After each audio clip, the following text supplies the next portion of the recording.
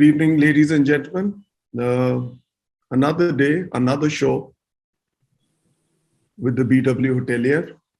But today is a different day. It's hard to be at work on a day when some of our bravest have had to give up on their lives. On the service of the nation, we've lost some brave hearts. My co-panelists, my co-speakers who share screen with me today, they're all sensitized. We're all aware of the tragedy that's befallen our nation and our forces. We put our hands together in prayer for them. May our Master take care of them and bestow them peace and space in the heavens. Yeah. Life must go on.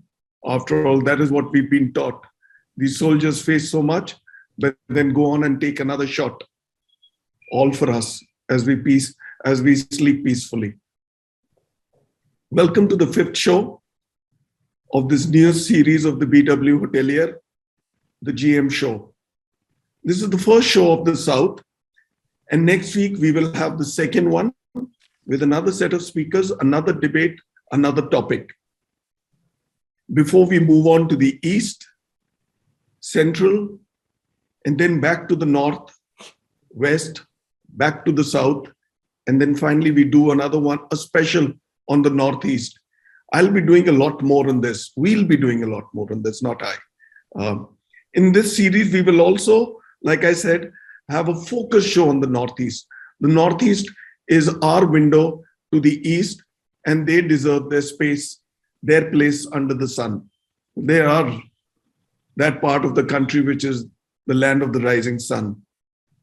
The topic for the show today is tech manufacturing and precision engineering giant.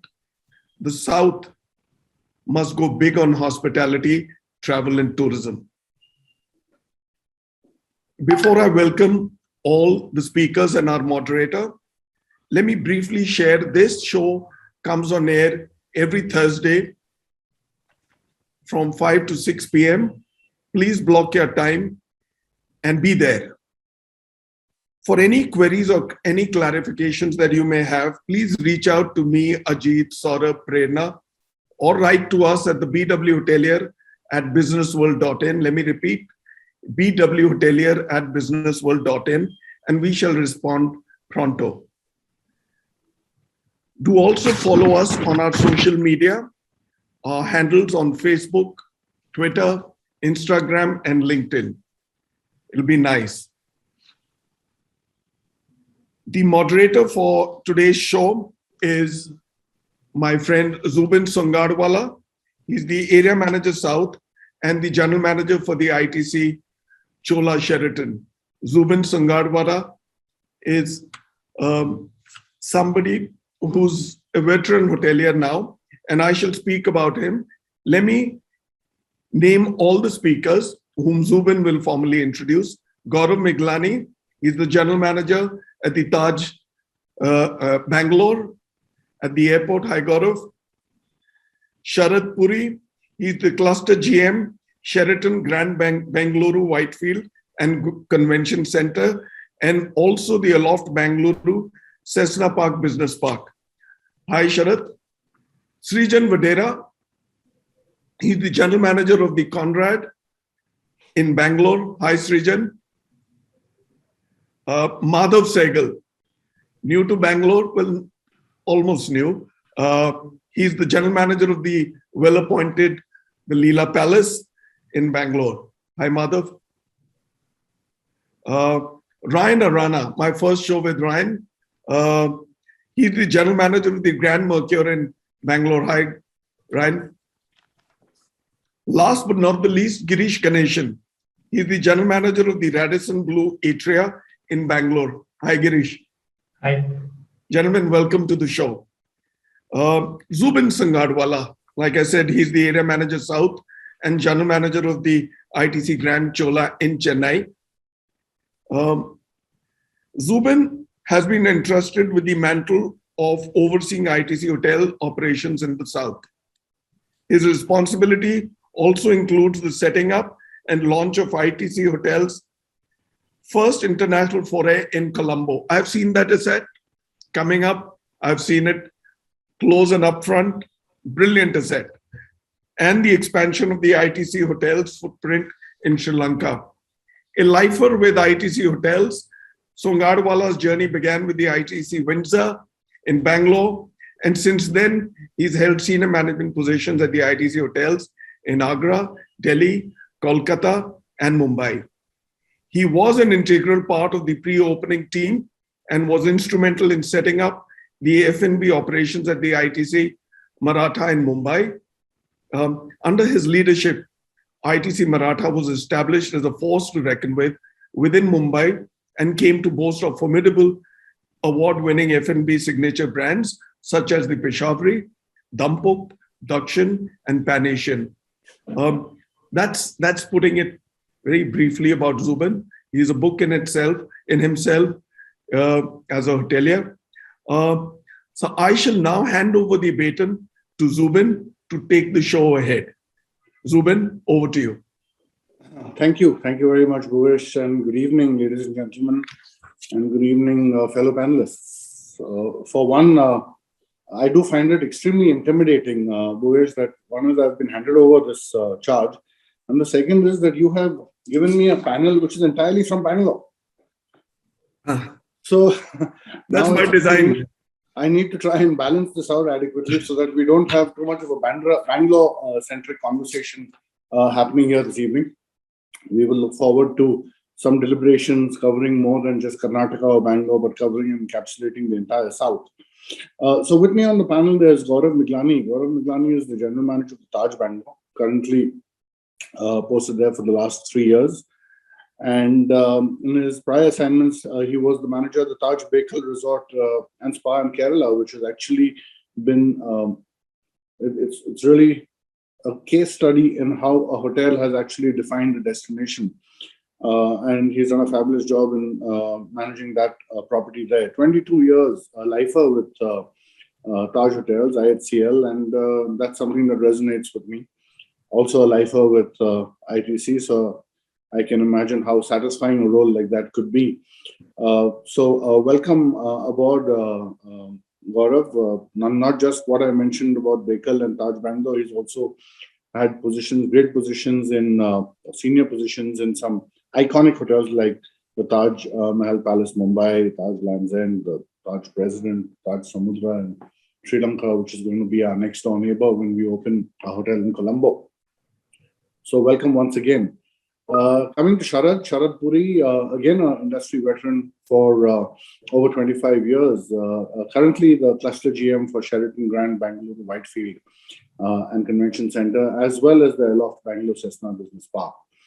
So he's again a veteran who has actually had an exemplary track record and an amalgamation of knowledge, experience, and learning over the last 25 years in the luxury hotel segment. With leading hotel chains across the country. His current role, Sharad oversees the complete operations and management of the hotels, along with his leadership teams. And I know how tough it can be being a cluster manager, being pulled in various directions. So well done, Sharad, and a big responsibility as well. Welcome aboard with us.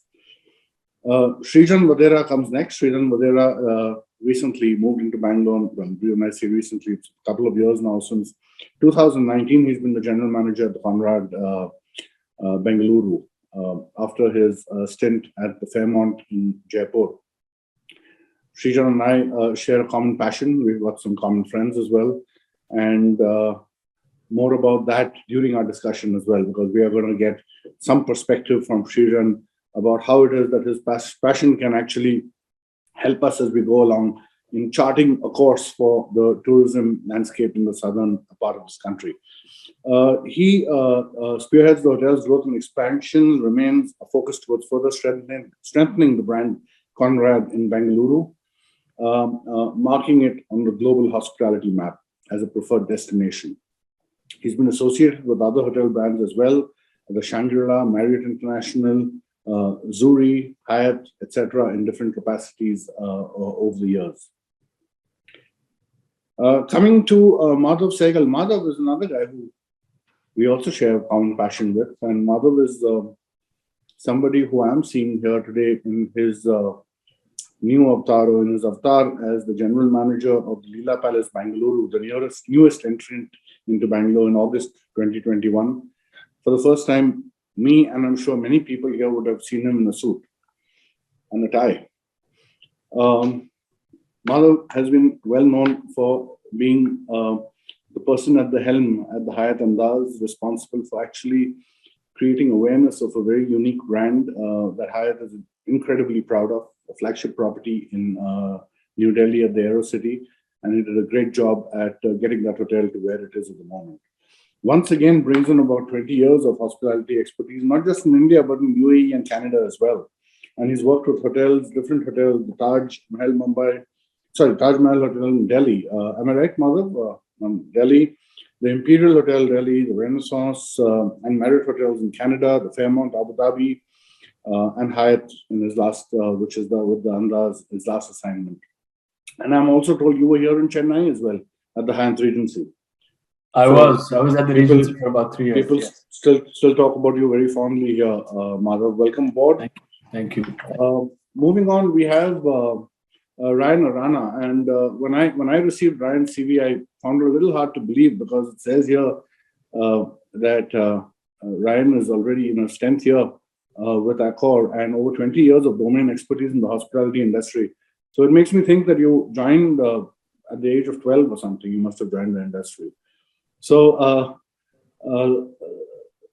Ryan Arana, the general manager of the Grand Mercure in Bangalore, and brand head for Accor's Grand Mercure and Mercure Hotels in India as well. So a big responsibility rests on Ryan's shoulders, and with his experience over the last 20 years, he's going to give us a little bit of insight on his role currently, and as well as with his experience that he gained with the Taj Hotels. Last but not the least, we have Girish Ganeshan.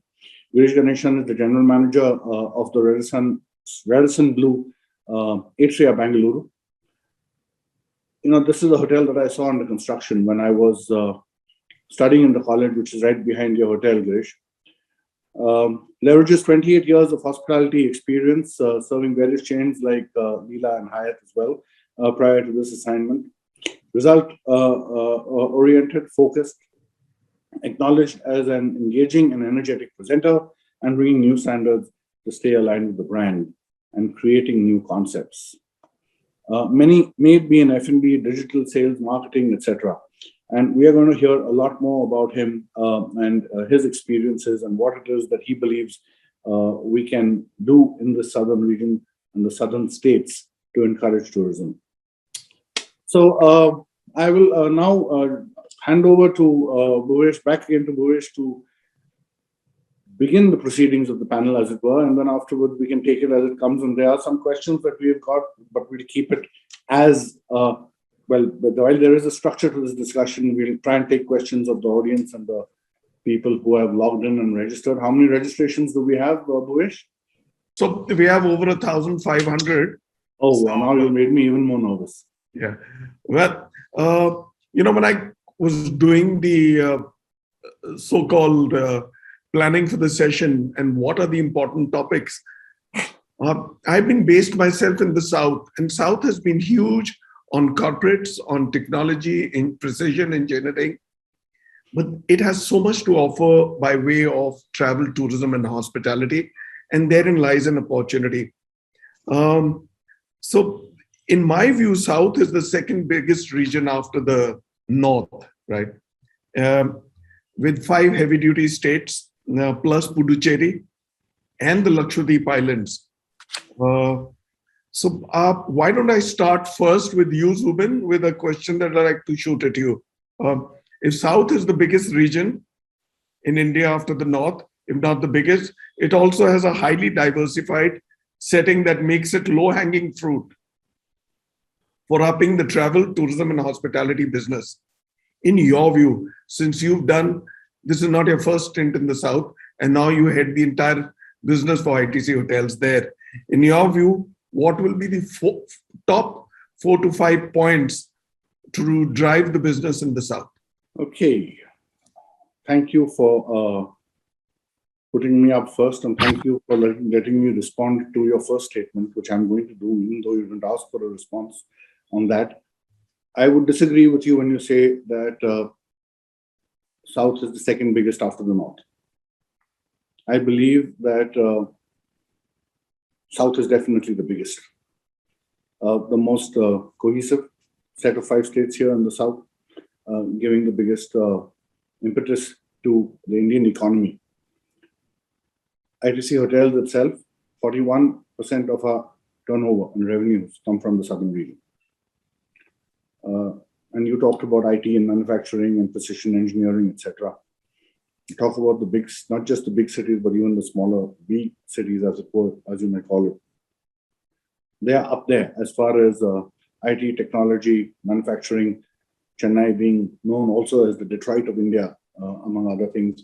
So it's not just the traditional industries and businesses that we have been leaders and forerunners in, but even all the new age technologies and businesses. So it's something that we need to really take pride in, and we need to ensure that this continues. But as we saw in the last couple of years, the last 18 months,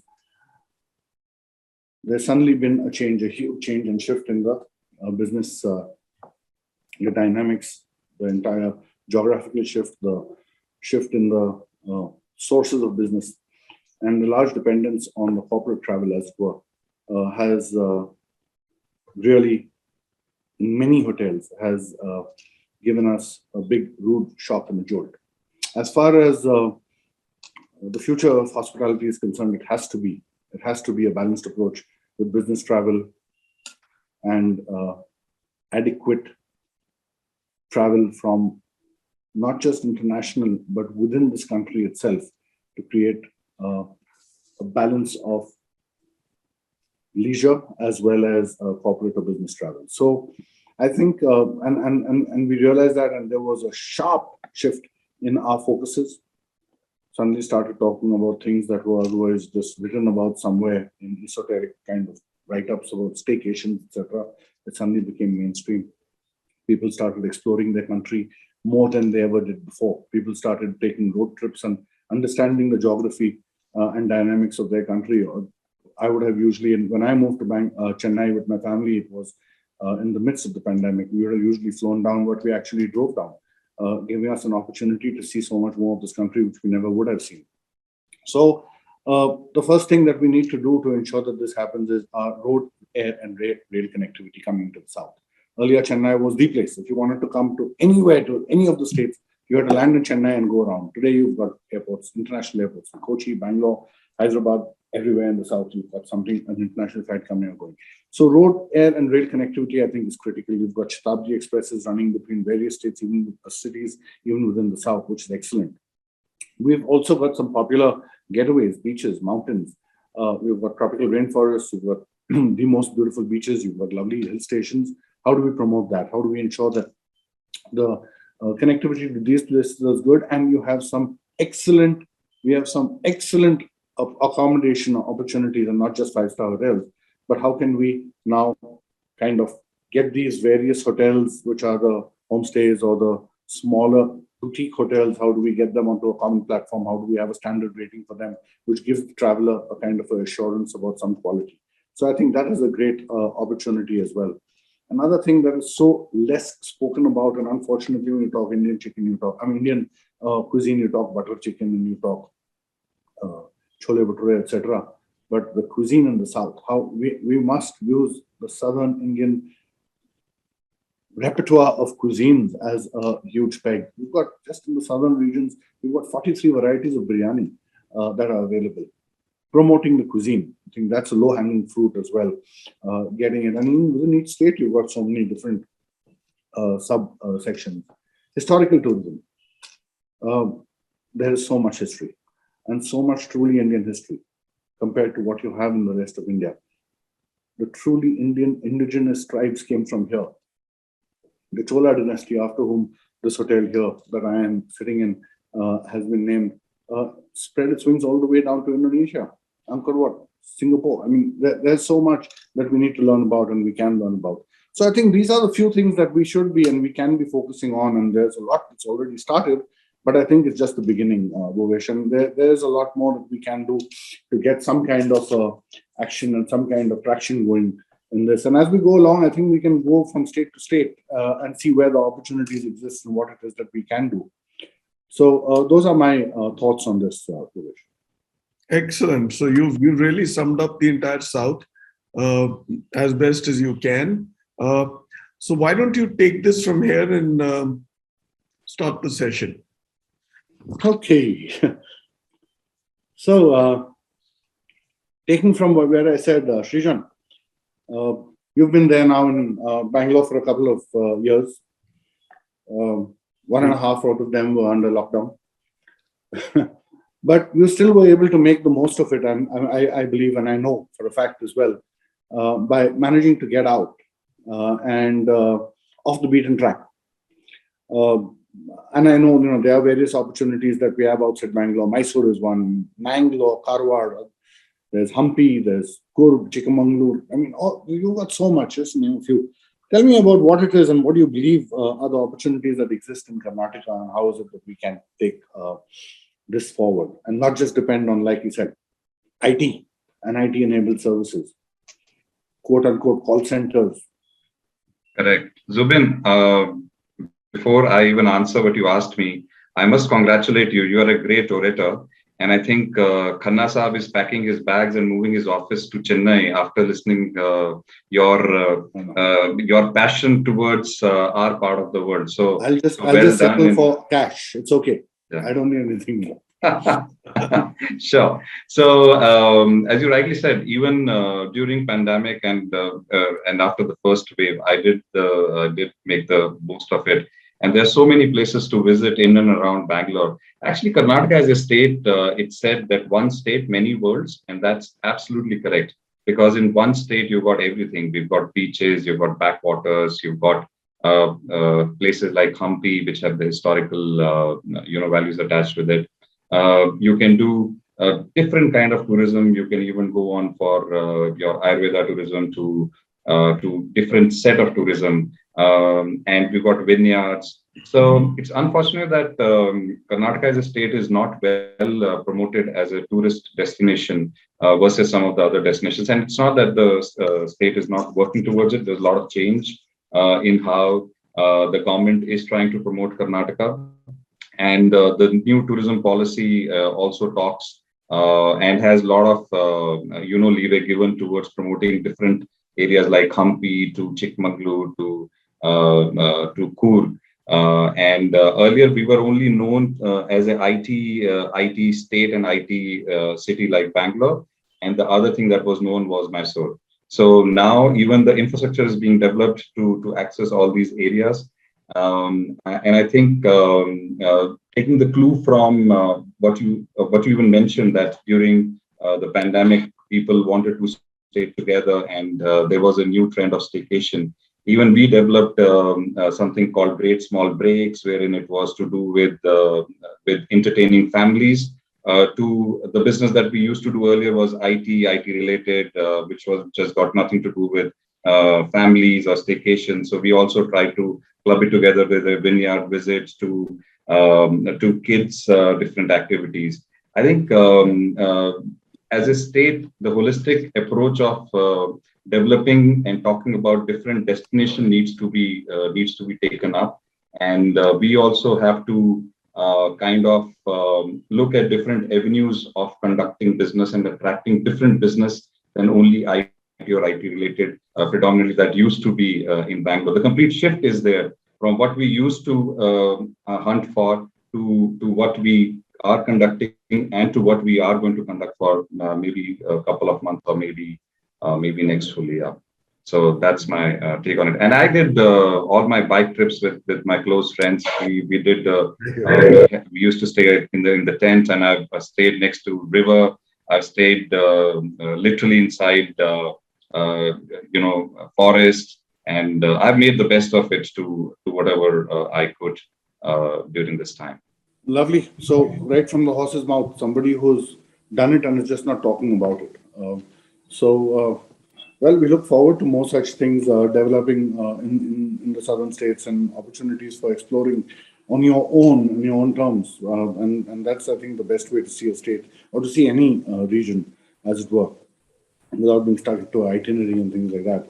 Next, I come to Girish Ganeshan. I'm going to talk about a state which is very close to his heart, Kerala, and spiritual tourism, as it were. There are opportunities that we know about in the south, and not just Kerala necessarily, but if we talk about, suppose we talk about spiritual tourism in the south, be it Karnataka, be it Kerala, where do you believe are the opportunities as far as this segment of tourism is concerned, Girish? Thank you, Sudhin. Let me begin with first what our government of India is doing. I just want to share. A couple of years back, Government of India, Ministry of Tourism has launched a program, a mission called Prashad, Prashad. It means pilgrimage, rejuvenation, and spiritual heritage augmentation drive. It's called Prashad.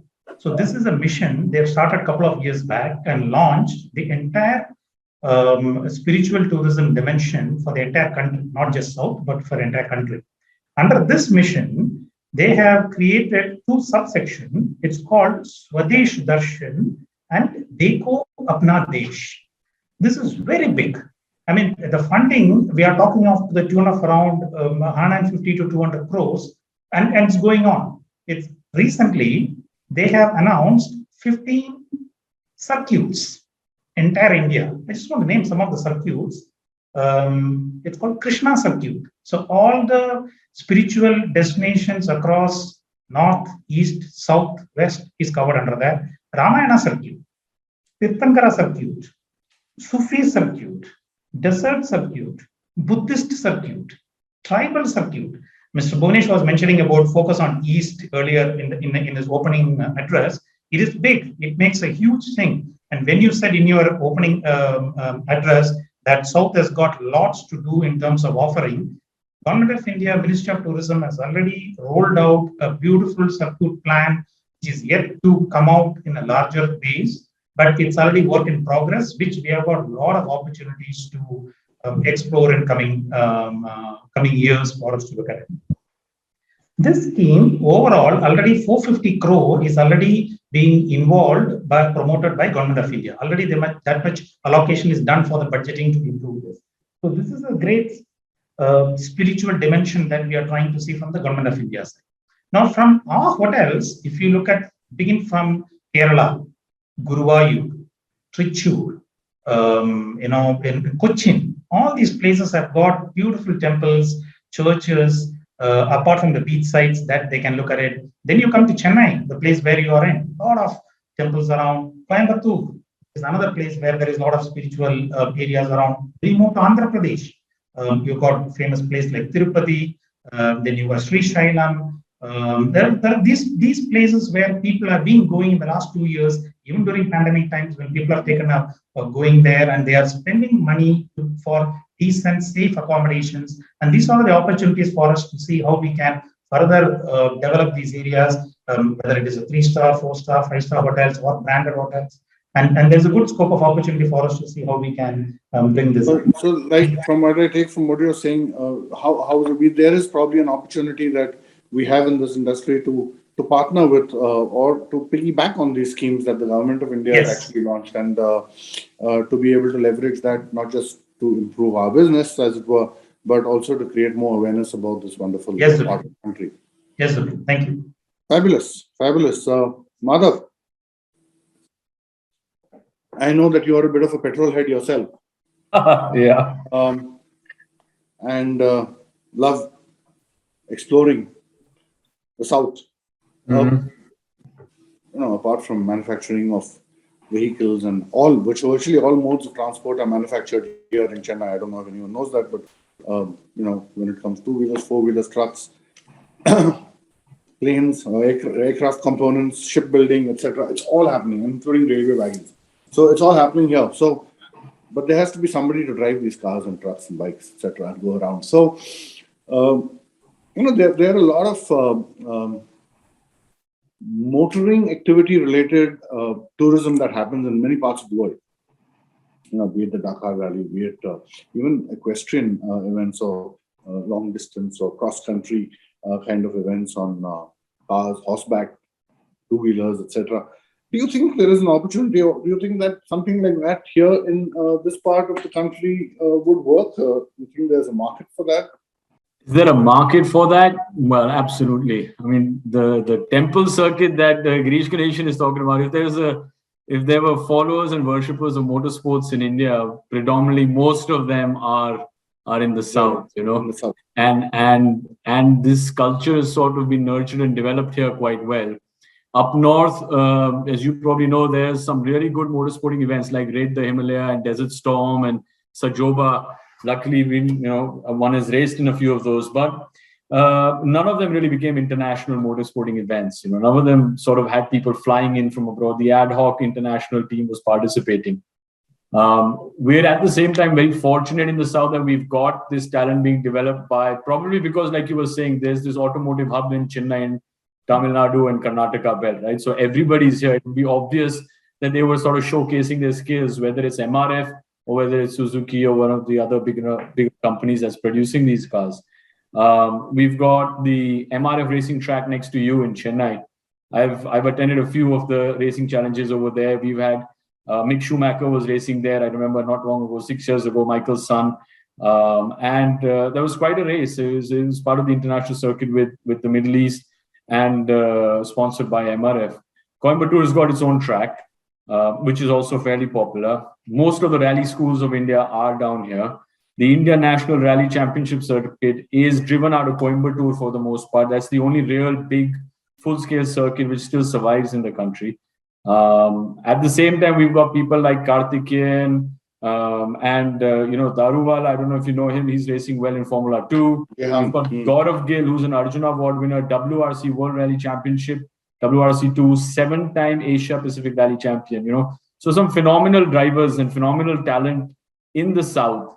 What we need is sort of a collaboration with the tourism and sort of the government, tourism ministry and the government, and sort of to come together to be able to leverage it to our advantage and make a we have to, because there's so much happening. We have to drive it into the state. We have to drive people to come in to start to be aware, create awareness. There's so much that you've just talked about, which I myself I was not aware of, and I'm sure others also. Probably it's a learning for them.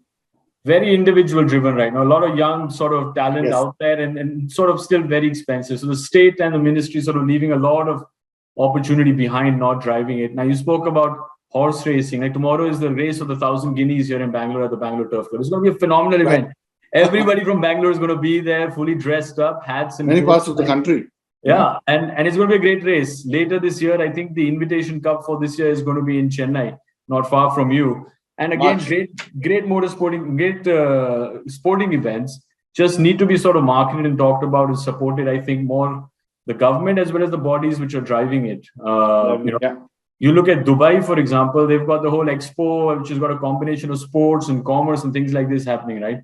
We need our bodies and sort of the government bodies to create events and things like that and leverage the opportunity you have. I mean, golf is another one, right? We can go on and on about the sports which are popular in the south. But we'll come Football back. Is another one. There's a lot more for us to talk about.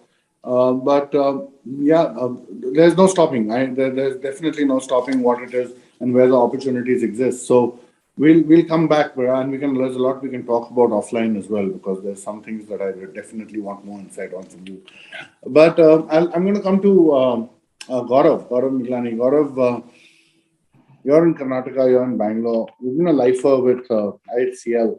Your company that you work for is also into varied other businesses. A couple of them, Tata Beverages, from there is the tea and the coffee business. Coffee, if you talk about coffee, it's all happening in Chikmagalur, etc. You talk about tea, it's all happening in the Nilgiris. It's again in our part of the world, it's our state. And there would be, I'm sure, a lot of travel that happens to these places. People who trade in commodities and coming in for the auctions, etc. Is there an opportunity? Do you believe there's an opportunity to create a kind of a package talking about creating awareness on this trade and this vertical of beverages, which is world-class products coming out of India and the south part of India, with an opportunity to sell people package which includes pleasure as well as business. And the way Bhuvesh calls it, leisure. Is there an opportunity you think there between combining business and leisure, like a stay and a vacation? No, but thank you, Zubin. I think it's a wonderful question that you've asked. And you rightly mentioned, Tatas are not new to Karnataka. We've been pretty strong in our businesses in Karnataka, whether it is the coffee plantation, or whether it is the coffee plantations in Chikmagalur. We've been there for a very long time. And not just the Tatas, but IHCL as well has been sort of a front runner as far as Karnataka is concerned. We've got now 8 city hotels in the state of Karnataka. We've got 2 lovely resort branded homestay segment with Amar Stays and Trails. We've come up in a pretty big way as far as that is also concerned. So the last 2 years, we've opened close to 8 homestay options in Coorg and 1 in Chikmagalur. The resorts in Coorg and Chikmagalur have been doing exceedingly well since the time they opened. And our resort in Coorg, which is a Taj Madikeri resort in Spa, has kind of put Coorg on the world map already. And it's been recognized as one of the finest resorts in the country year after year. Chikmagalur, our presence has been there for close to 15 to 20 years. The resort is well known. But I would say the real game changer has been the Amar Stays and Trails. And it ties in very, very well with the factors that you mentioned about combining business with leisure. So these are wonderful homestay options which are located in the middle of coffee plantations. A lot of homestay options that we're actually running right now were planters' bungalows in the Tata coffee plantations, which we actually took over and have started running them as IHCL branded products. So here guests have the option of not just experiencing a wonderful homestay option, but one that is also backed by the IHCL promise of service, and also includes all the experiential aspects that you would associate with a coffee plantation, trails in the plantation, walks, a day spent with the plantation workers, a trip down plantation, the coffee estate. I guess getting an opportunity to understand the entire coffee manufacturing process. So there is lots happening on that front. And Srijan mentioned very rightly that Karnataka's one state, many worlds is a perfect tagline, though not marketed really, really well. Not too many people are still aware about the wonderful hill options that we have in the state of Karnataka with Coorg and Chikmagalur. It's only in the last decade or so that people have started knowing about these 2 options. Yeah. And today, I think we can proudly say that Coorg and Chikmagalur are wonderful alternatives to hill stations in the north that are already saturated to the brink, that are now crying for infrastructure. And here we have Coorg and Chikmagalur, which are virtually unexplored. And there is something for everyone as far as Coorg and Chikmagalur is concerned. And when we talk about the pandemic, it kind of brought about 2 great opportunities that I think we were pretty quick to latch upon. One was this hugely successful campaign that we launched, which was called the 4D campaign, basically Dream, Discover, Drive, Discover, and Delight. And it encouraged people to drive down to destinations which were at a driving distance from the metro.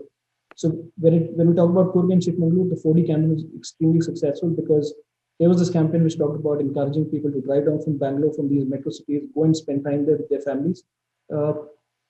Amar Stays and Trails brought about another great opportunity because people now have the option of hiring an entire bungalow for their families, not having to worry about having anybody else in that bungalow, an entire space to yourself that you could enjoy with your families in a comfortably safe environment.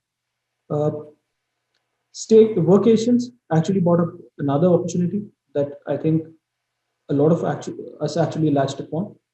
Especially for us, it made more sense because the concept of work from anywhere resounded very well with the opportunities that we had in Karnataka. So resorts in Coorg, Chikmagalur, Amar Stays became perfect work and leisure options for people who are now conducting their business while enjoying a wonderful vacation in both Coorg and Chikmagalur. So I think the time is right for Coorg and Chikmagalur. There is a great opportunity that awaits both these destinations in the years to come.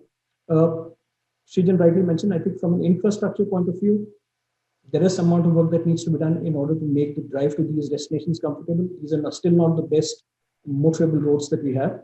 But yeah, Coorg definitely with connectivity coming from Kannur has actually benefited a lot. So now there is an airport which is exactly 90 kilometers from the hotel, from the city of Coorg, and people can comfortably reach there within 1.5 hours to 2 hours time, whereas earlier they were taking 5 hours. The way Gaurav has passionately put in a plug for IHCL through his pitch. Well done, Gaurav. But I remember when we talked about this earlier, how excited Gaurav was about and how passionate Gaurav has been about this part of the country and this part of and this state, because There is so much that you have to talk about. I know, I do understand. But I think one thing, Gaurav, that you touched upon, but I just think it's important to emphasize, I think, for everybody on this forum, responsible tourism. So, We don't want these lovely destinations going the same way that the destinations in the north, which have been done to death, are going. We don't want that happening. Unbridled growth happening in all directions without any control at all. So I think if we're able to ensure that we do it in a sustainable and responsible manner, and many hotel companies I know for a fact, and I can vouch for that as well, are doing this, and it's going to just benefit us all in the long run. I come to Sharad here. Sharad, you're in Whitefield. Whitefield has come up in the last couple of decades. Last 3 decades or so. Earlier was only known for the Sai Baba Ashram, which is now pretty much in the middle of Whitefield. And it's also a gateway to Tamil Nadu because that's the exit for the old Madras Road to get out of Tamil Nadu. But apart from that, I mean, we know for a fact there's so much happening there in education and schools coming up on that stretch of road, the residential complexes coming up.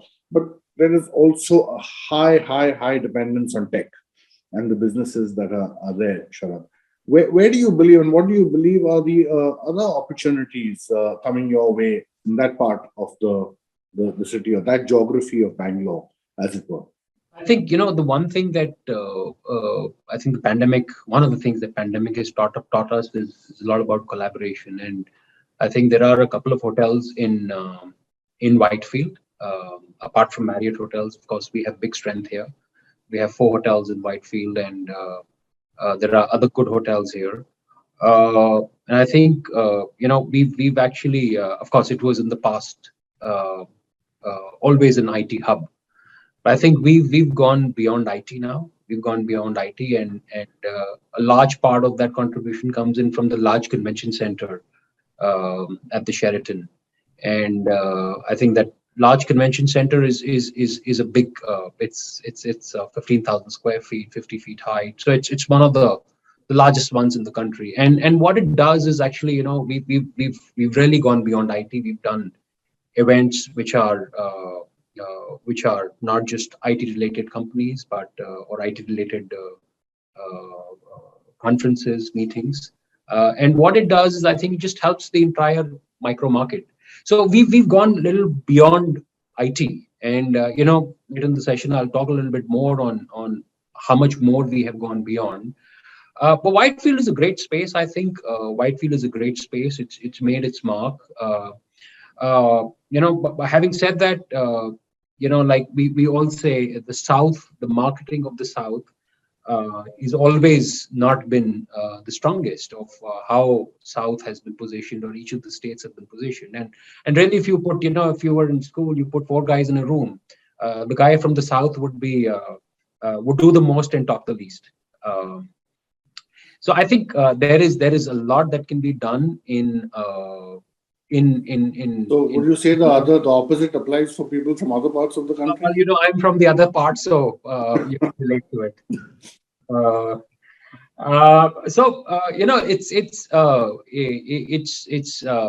It's gone beyond IT. And the good thing also is, IT is also coming back. I think we're getting a lot of queries now of office joining parties. So that's the new business that we look at. A lot of companies are now looking at an office joining party, and that's something that has come up, and that's what the hotels in Whitefield have been suggesting to the corporates around here. So I think we've all have opened our minds a lot more, and not just the traditional international traveler, which also is trickling back, especially in Bangalore, in IT, in Whitefield. And I think really, I have a feeling, after some time, the micro markets that we are in, we'll go beyond the certain specific businesses that we were built for. So a place like Shri Perumbudur, was manufacturing always. I guess there'll be a time, Shri Perumbudur may not be always only related to manufacturing. Bangalore may not be related to ITES only. We all are talking of so many more opportunities in Karnataka. So I think the micro markets that we all are in, if there is collaboration within micro markets, I think we can go beyond the traditional businesses that we've had. And for us, I think the big advantage we have as Marriott is our Marriott Bonvoy and international visibility, the domestic visibility we have. That's a big plus. I think that kind of. I'm sure, at the end of the day, the big boys will always have the synergies, the opportunities to work on brands that their mothership is working on, piggyback on that. But I think one thing's for sure, once bitten, twice shy, we can't just have over dependence on one segment of business. And we have to have avenues open, we have to have options open, and we have to be able to change gears very quickly. God forbid, should anything happen in the future. So, yeah, we never know what will happen next. So that's right. Yeah. Thanks, Sharad, for that perspective. And coming to Ryan, Ryan is another little, and Bangalore is full of micro markets, as it were, different geographies. Ryan, you're in Koramangala, right? Grand Mercure. You've got our friends on one side. Here, the Electronic City. You've got huge education institutes. You've got warehousing hubs. You've got Electronic City, which speaks for itself, also what it does. And you've also got malls and everything. And then again, it's another gateway to Tamil Nadu via Hosur. So, and it's obvious and evident that a hotel like yours would have been largely focused on the corporate business, as it were, depending on all the people who had their offices there. What are the opportunities that you have looked at for the non-core businesses, to move away again from your dependence of technology, engineering, etc.? Have you been able to successfully identify and tap other segments of business?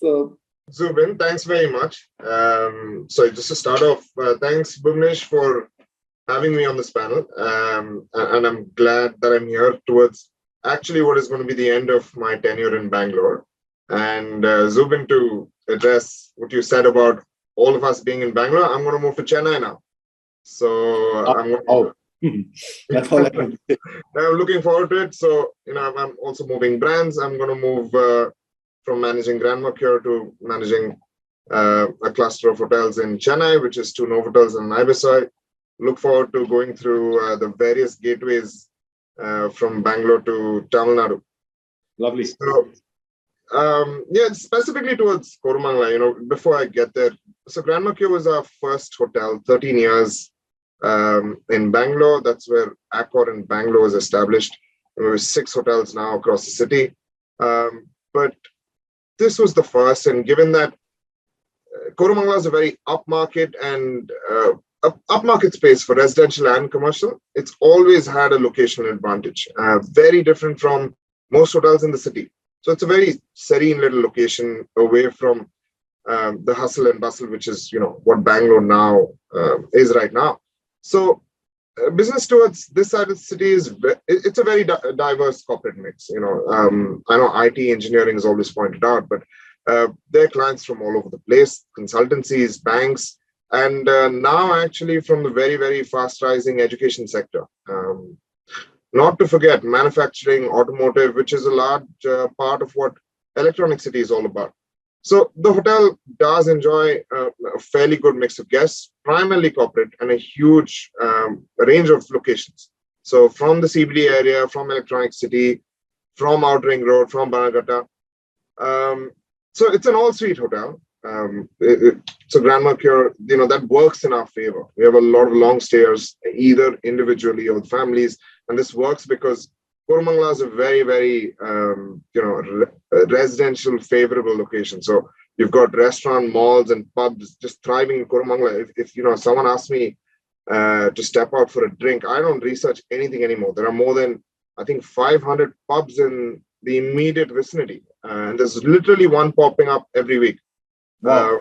Yeah, absolutely. Right. So it's a wonderful little micro market. So I must say, I would recommend you can launch a package called the Hangover Stayover package. No, that's just for me. It's just for me, and all of you on the panel here are invited for the hangover stayover package. Yeah, so a major change during the pandemic, Zubin, for all of us is that, of course, for all of us, it's the tilt in the ratio that went towards domestic travel, right? And that's where it was nicer for this area, because Koramangala is a very niche business hub for startups in Bangalore. I think everyone who's been in Bangalore for a while will know that. Over the years, we've seen a large number of companies sprouting up here before they move, becoming larger and looking for spaces in IT parks. So this is a range of businesses. So it's either IT solutions, real estate companies, customer-oriented websites, food businesses. It's the home of entrepreneurs for over, I think, 2 decades now. So yeah, that's pretty much Koramangala and Grand Mercure for you in a nutshell. So welcome. That's really, I think we've actually, it's been so engaging. Each one of us have been so passionately talking about our respective areas of awareness in the subject, and such a vast subject anyway, that I think we seem to be, we do have another round that we would definitely like to go through of discussion on various other subjects as well, or related subjects. So next Thursday, we have another show. This is the 16th of December. I lose track of dates because every Thursday. So we have some good speakers. We have a brilliant moderator in Ian Dubia. We have Manas Chakrabarti, Krishnamurthy, Sandeep Joshi, Tarun Seth, Sunaina Sharma Manerkar, Neha Chabra, Rajesh Radhakrishnan. And of course, the subject is my favorite, my absolute favorite. Reduce, reuse, and recycle. Is sustainability mantra or just a slogan? So there's a surprise package. There's a couple in here, so you'll have to guess, right? So I have a question for you, Zubin, before we go to the others. You're based in Chennai. Let us talk about Tamil Nadu and Puducherry. Pondicherry or now Puducherry. What are your steps, or may I call plans, for exploiting travel tourism opportunities in Tamil Nadu, specifically Puducherry? Is it union territory, its spiritual settings, and the ashrams there? As far as I'm concerned, Pondicherry is just an extension of Chennai. I've in this short period that I've been here, I've made more than a couple of trips. It's such a beautiful drive. There's a whole belt there, and I was pleasantly surprised. I always thought that East Coast Road was a road that went from Chennai to Mahabalipuram. But only when I did the trip and when I learned a little bit more, I learned that East Coast Road is the road that goes from Chennai all the way down to the peninsula of India. So just a drive down that East Coast Road, and not just Chennai and Pondicherry. There's so much more even there. There's Tanjore, and there's of course a little bit off the beaten, but Madurai, then Dhanushkodi or Rameshwaram, as it were. It's a revelation, this part of the country. And within Pondicherry itself, you're weaving in and out of Tamil Nadu as you're driving through Pondicherry because of the way that it's geographically constructed. You've got such a diverse diaspora, a set of people with diverse backgrounds all living together. You've got what is touted by everybody as, White Town or the French Quarter, which everybody talks about and is full of tourists. But, the Tamil Quarter is as interesting in Pondicherry. There's the ashram, quote unquote, what they call the Aurobindo ashram, which is a revelation to see how such a beautiful ecosystem with such foresight was put together so many decades ago by Sri Aurobindo himself. You've got Auroville. I mean, skies in that small little geographical area, sky's the limit in opportunities. So, and there are some lovely hotels there as well, some fabulous boutique hotels, different and various price points. So I think at least a trail for those who don't necessarily have the luxury of time, Chennai, Mahabalipuram, Pondicherry, fabulous opportunities. Do you know that Mahabalipuram pre-pandemic hosted a international surfing. It was on the circuit of the international surfing calendar. There was a competition that happened here every year. That's how popular it was. One of the few heritage towns here in this. It's a heritage site, UNESCO heritage site, Mahabalipuram. So I think opportunities, we keep talking about it. Now it's time for us to put our money where our mouth is and start cashing in on those opportunities, start promoting, start selling. I mean, I'm not even talking about Ooty and, the other places which are done to death as far as tourists are concerned. But otherwise, great opportunities. So actually, I'm going to, from here, I will take it, and I'm going to actually carry that question forward and go to Srijan. And I'm actually going to go back a little bit to what we have been discussing about, the traditional businesses that we've been doing. And somewhere here, we always, when there's a transition from north to south, where we've worked in various companies, hotels, regions, etc., there are always some learnings that we can pick up from there and bring in here. And I'm going to Srijan. You were at the Fairmont in Jaipur, and that hotel opened actually with a bang, and it was known to be fast-breaking in terms of a destination for MICE, be it weddings or be it wedding-related events or otherwise as well. Do you think there's an opportunity for us to see and replicate that model anywhere here in the south, be it in Bangalore, be it in your hotel, any other destination, location, etc.? What is your take on that? Zubin, as you rightly said, in my previous assignment, on an average every year, the hotel would do close to 55 weddings and 20-25 very large residential MICE events. And when I moved to Conrad, the business mix was totally different. It was more to do with FIT, with smaller conferences. But yes, after a year of me working here, and then came this pandemic, and then we all had to think different to drive business. So we all had to think different to attract weddings and small little leisure groups. So my recommendation to everyone on the panel would be that we should engage associations like EMA, which is Event Managers Association. So and also there's a Karnataka Event Management Association. So what I could do is, because I'd worked closely with them earlier, so I could get the EMA South India chapter to do a large event at my hotel, wherein they got speakers from different part of the country, and there was a collaboration for weddings to be attracted towards southern part of India. And I've of course, I come from a small town called Karnal, and I've worked in Delhi. Most of these, the large event and wedding planners, for them, for them to come down and be in Bangalore or to come down in Chennai is one destination. They all feel it's Madras. And the funny part is, when you come and travel in southern part of India, as you rightly said, you're talking about East Coast Road. And as a matter of fact, that's the second longest beach in the world.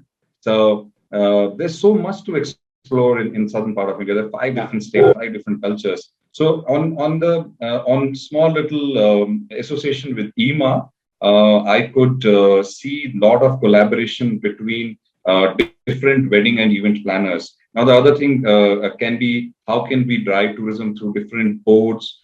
Tourism through our states, and then we also have to get our hotels to think little different. We have to think as a wedding destination. So what little I could do and quickly we could do is to attract Marwadi weddings. We got a Maharaj from Rajasthan. We got a vegetarian kitchen assigned. To attract Punjabi wedding, of course, we are next to Gurdwara. And Khanna Sahib, and we were joking earlier, Pape di Mehr bhi hai. So this is the best venue for any Sikh wedding to be in. So I got some chefs from Punjab, and then similarly for to nikah at my hotel, because it's owned by Prestige, so there is no pork at the hotel, and then we have a religious for all religious ceremonies, we've got a prayer room at the hotel. So all these little things, every hotel has to think it through. Then we also came up with a wedding boutique, and we also, instead of having a regular event planner, we got a wedding specialist who could just be part of the family and guide things that they could think of. And then again, as hotels, we all have to talk about things that can attract and get larger events and wedding and social gatherings towards our part of the world. And that is what happened in Jaipur. Destination was not built in a day, but over a year. And Focus as a destination now with 3 other new hotels, they all are doing extremely well. But again, it took a little while. Right. And I think you need to build the market through collaboration. Correct. You came ahead when you said that. In fact, Sharad touched upon it as well when we talked about Whitefield some time back. Collaboration with others and an interesting point. And I was talking to one of my colleagues, Erin, who's on this call at the moment, a little while back. He said, Kerala has a mart, Tamil Nadu has a mart, travel mart, and I'm sure Telangana, Hyderabad, every state has their own. Why can't we have a southern mart? Everybody come together under one umbrella. Get in the event managers, get in the travel companies, get in the service providers for accommodation, different options. Maybe that's an option, and Bhuvesh, an opportunity for BW to organize a South India travel mart. And Absolutely. come on board and start looking at Why just South? We can do one for the South in every region. Then you'll have to pay us royalty for it. Zubin, actually, that's a great idea, and all the hotels have to come together to win it for the destination first. Unfortunately, what we all do, and I'm also a party to it, is before the event even comes to the closure for the destination, we start hitting onto it for our own hotel. So I think the first is to win it for the destination. The Gems and Jewelry Show, which happened in Bangalore 2 months ago, that was one of the largest movement literally after 1.5 years, and that happened at BIEC, which is a different world. You need visa and passport to enter that exhibition center. But all the city hotels eventually got sold out. So I think we have to do something to attract larger events and work as a team along with different associations. There are some questions that I have in mind, and I wanted Girish to talk a little bit about now specifically Kerala and Ayurveda, medical tourism, and not just medical tourism in the mainstream kind of format, but Ayurveda. Girish, some quick thoughts and inputs on that. Like I said, let's try and keep this round a little more focused, restricted, just sharing of thoughts and moving on. Go ahead, Girish. Thank you, Zubin. Like how I mentioned for spiritual tourism, an initiative by Government of India. First, let me share this also what Ministry of Tourism, what India is doing. They have launched a new national mission. It's called National Board of Medical and Wellness Tourism. Just launched, about a couple of months back, the meeting has been convened. Now this board, this National Board of Medical Tourism and Wellness Tourism, comprises of eminent doctors, practitioners from Indian Medical Association, from Quality Council of India, a whole lot of huge personalities are there. They are going to come out with a national strategy for medical tourism and wellness tourism in the coming year. So it is a huge opportunity for us. Same like Prashad and the Swadesh Darshan, what I mentioned earlier, even in medical tourism and wellness tourism, government is going to give us some good guidelines in the coming year or in the coming years to see how we can align our thoughts and then create various subject matters, what we discussed before. This is one aspect of it. Second, there are various agents, associations who deal with NABH accreditation hospitals as well as JCI. JCI is a Junior Commission International accreditation given to international travelers who can come and take medical treatments from our various hospitals. So once we tie up with, there are many vendors like EMA, there are many people who are dealing with these associations. So we are engaging them. We have good opportunity to support them. Once the travel relaxation, everything comes up, there's a huge opportunity for us to see how we can support medical tourism. As far as wellness tourism is concerned, every hotel has got a lot of spa.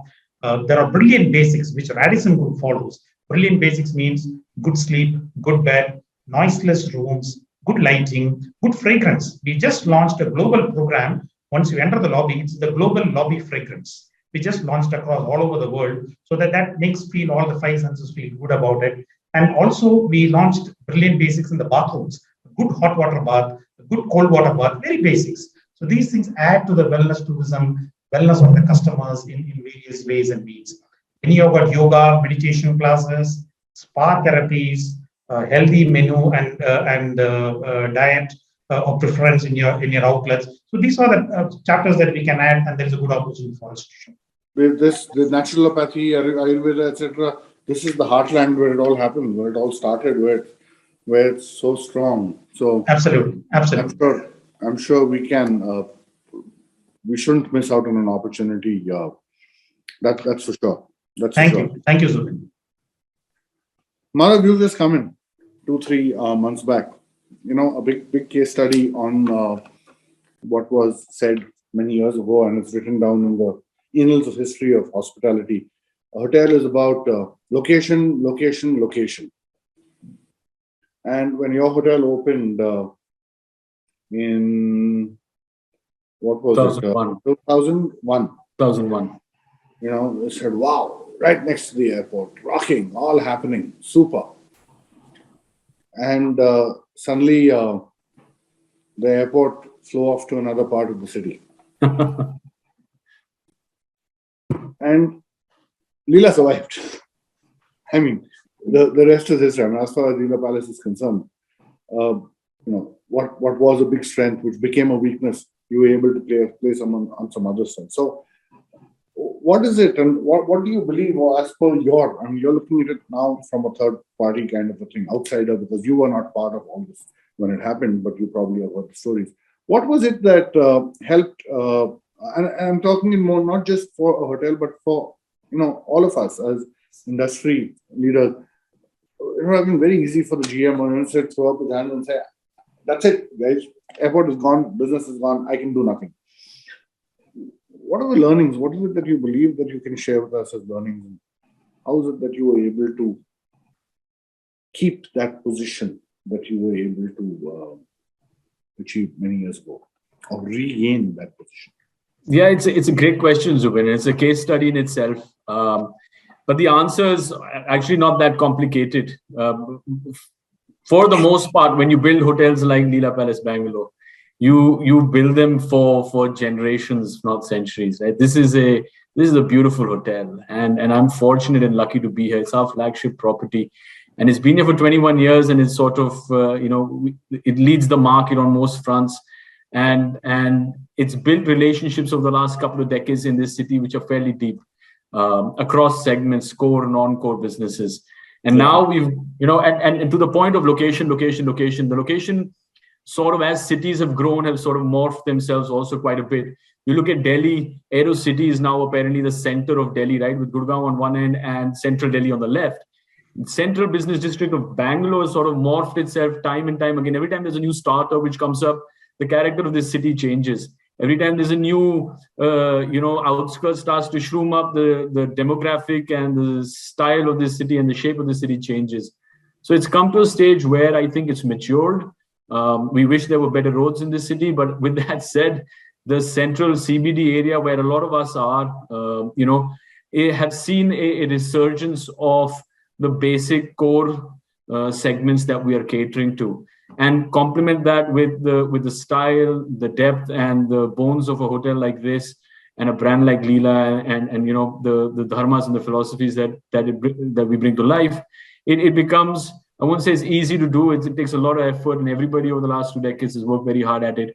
But I'm sure it does. Yeah, but that's the game. You've got to be at the best. You've got to be the best at it to complement the location and the constantly morphing battle of location, especially in markets like Bangalore. I will say that now we've got 2 hotels, right? So we've got this beautiful Bhartiya City hotel, which is open, and Ruben and team are there, and the 2 teams are sort of complementing themselves.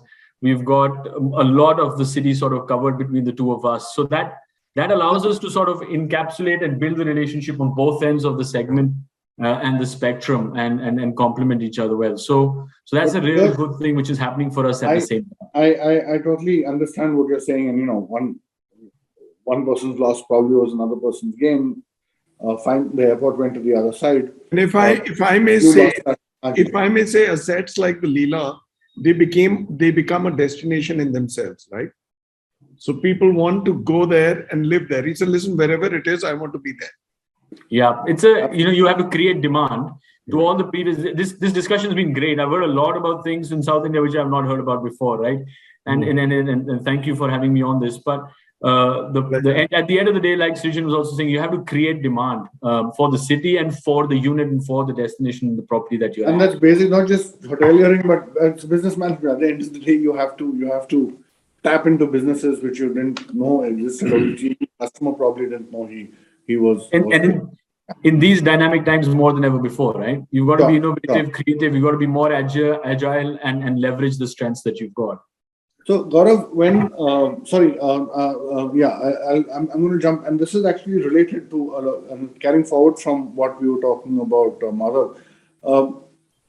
Gaurav, you now on the other end of the spectrum, you're right at the airport. Okay. Now, while the Leela had the airport and had various businesses in that vicinity, and it was access to Whitefield, because that was then the traditional route to Whitefield, and various other business areas, CBD not too far. So they had everything and they were perfectly poised. But you are at the airport with nothing around you. Taj Vivanta BIAL is right there. So now, what is it that you did to start or to attract business, and how is it that you were able to fit into that kind of a micro market, which is again a total non-technology, non-manufacturing, non-engineering kind of geography of Bangalore? It's an interesting one, and there are two things that both Madhav and I think Mr. Khanna also mentioned. Location. That's extremely important. So currently we are blessed to be in a location which is right opposite the airport. So the biggest blessing in terms of room business is to be exactly opposite the airport with no competition at all. But then doesn't that kind of typecast you being an airport hotel? No, that's what I'm saying. But that's also the biggest drawback when it comes to food and beverage business. Yeah. Essentially, a hotel is run on both rules in food and beverage. And I would obviously give the credit of how this hotel is doing to the team that actually started about 5.5-6 years back. It was very easy to brand this as an airport hotel. And you would have obviously the crews coming in and you would have the occupancy numbers going up. But I think conscious call taken at that point of time is actually helping us out today. So at no point of time was the hotel branded as an airport hotel. It was always a luxury hotel, which happened to be right across the airport. So the positioning of the hotel was right. The rates that were being charged were absolutely right. The clientele that it attracted was right. So this is perhaps the only airport hotel which had zero crew staying in it. Oh, really? Zero crew at all. Why? Because you had a hotel that itself was managing 87% occupancy in the financial year 1920, getting excellent rates. Contrary to that, the easy thing would have been 15, 16, contract all the crews, get the crews in, the occupancy would have gone up, but the rates would have never gone up. So I think it was a right call taken at that point of time to get the positioning of the hotel right. What it also helped us to do is to create a demand as far as food and beverage was concerned. So the hotel started off with 3 great food and beverage outlets. Wonderful all-day diner, a lovely Asian restaurant serving a mix of Chinese and Japanese, a great Indian restaurant, a wonderful lobby bar, great banqueting. So incidentally, a lot of you in Bangalore also would not know, our hotel has one of the largest banqueting facilities today in Bangalore. It's a 9,000 square feet pillarless ballroom, 27 feet height. Another 16,000 square feet of meeting rooms, 14, 15 meeting rooms in various shapes. So the entire first and the second floor is meeting rooms. So that has kind of created a demand for a lot of residential conferences. So what we actually survive a lot on is high-end residential conferences. This hotel has actually been a preferred hotel for some of the senior management visits that have happened in the city. And unfortunately, for the city, but fortunately for the hotel, the traffic in the city was so horrible that whenever any of these senior management visits would happen, the CEOs would end up staying at the hotel. They would call their people from any part of the city over here for the meetings, conduct the meetings and go back. So we've actually catered to some very large town halls for top corporates. We've catered to board meetings of some of the top corporates that have happened here. But like I say, it all needs to change as we move ahead. So while the going is great at this point of time, occupancies during the pandemic were also good. We are still also doing well on the occupancies. But what do we do going forward from here on? It's similar to what you Madhav quoted about the Leela some time back. You were right next to the airport, suddenly the airport vanished. What do you do then? Same thing happened with us during the pandemic. We were right next to the airport, suddenly there were no flights at the airport. How do you create that alternate business line? And that has been the plan all throughout. And some things that we've consciously worked upon is focusing on industries coming up with the KIADB Aerospace Park. So KIADB Aerospace Park is coming up in a big way. There are aviation and aviation related industries coming up over there. So we've got a lion's share of the project business coming. I think the learning is that we have to just create new, when you look out for new avenues and create new opportunities. 100%. And yeah, itself is kind of expanding in a big way. Who would have thought? And I think, this is the most revealing statement that you made, being a hotel at the airport. Two segments I'm going to touch upon. I'm going to take the first one with Sharad. There is an opportunity in sports as a segment for hotels, hospitality, tourism, for tourism to tap into and create a market. So, one is, of course, I would say Karnataka has been the soil for some great sports persons, Rahul Dravid, Kumble, Prakash Padukone, and I think in sport, really golf is huge here. Lots of opportunities. I think there are a lot of big golf tournaments that one can expect at the Prestige Balshire golf course, which is one of the best in Asia. So a lot of things about that around golf that are going to come in. I think a lot of us have hosted a lot of the cricket tournaments, the football tournaments that have happened in the last couple of months in Bangalore, and we created small bubbles for them. I think the big one, I take a lot of pride on is something that, we've all heard of the Pro Kabaddi League, which is a large league, after IPL, that's maybe after IPL and football. Kabaddi is the big one now, and that starts late December, the Pro Kabaddi League. So the Pro Kabaddi League, the host hotel is Sheraton Grand Whitefield. The convention center becomes the stadium. So all the matches, the Kabaddi matches that you will see, that starts on 22nd of December, all the Kabaddi matches that you will see are all being played inside the convention center. We worked with the Mashal Sports and the Star teams to create a very effective bubble with a couple of our other hotels in Whitefield. This planning has gone in, for a couple of months.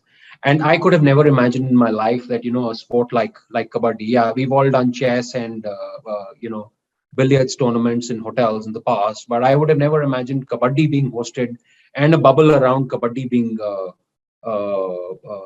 created in hotels. So, look, I think you're saying the opportunities are tremendous. Absolutely. And necessity is the mother of all invention, whether it's Star Sports or for us, for both, I think.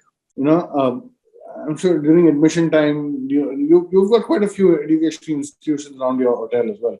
The traditional times are during admission time, during graduation time, or when parents are called for Peshi in front of the principal.